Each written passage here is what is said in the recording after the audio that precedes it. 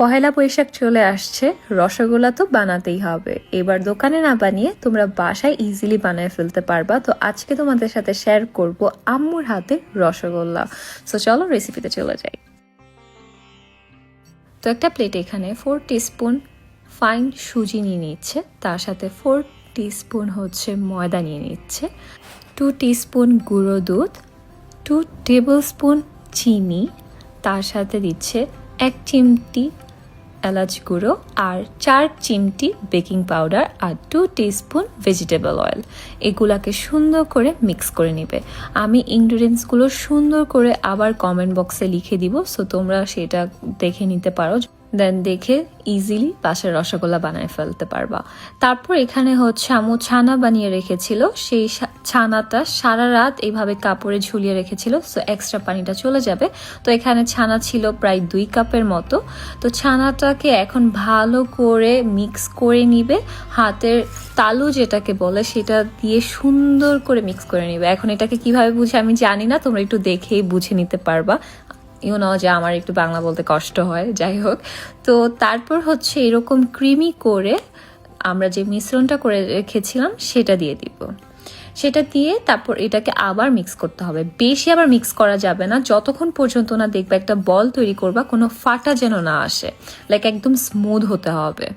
So এটা হয়ে গিয়েছে, এখন হচ্ছে ছোট ছোট করে বল বানিয়ে নিতে হবে।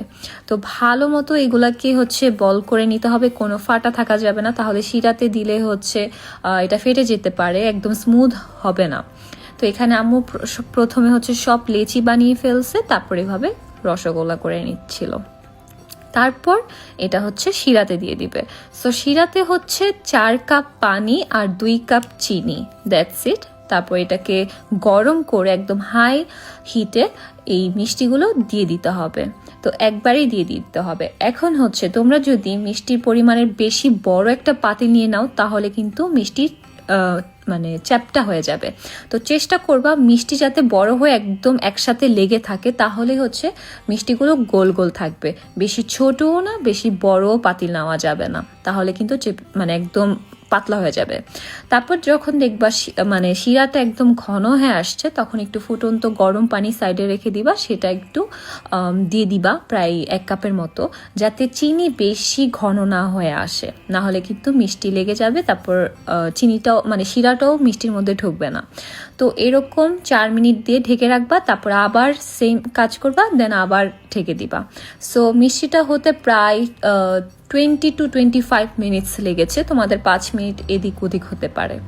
তারপর লাস্টে হচ্ছে একটা মিষ্টি নিয়ে ঠান্ডা পানিতে দিবা। যদি মিষ্টিটা একদম পড়ে যায়, গ্লাসের মধ্যে নিচে পড়ে যায়, দ্যাটস মিন মিষ্টিটা হয়ে গিয়েছে। তো এই তো আমি গরম গরমই সার্ভ করে ফেলছি ভিডিওর জন্য, তোমরা অবশ্যই শিরাতে ভিজিয়ে রাখবা। তো আম্মুর হাতের রসগোল্লা হয়ে গিয়েছে, কেমন লেগেছে অবশ্যই জানাবা। Bye bye.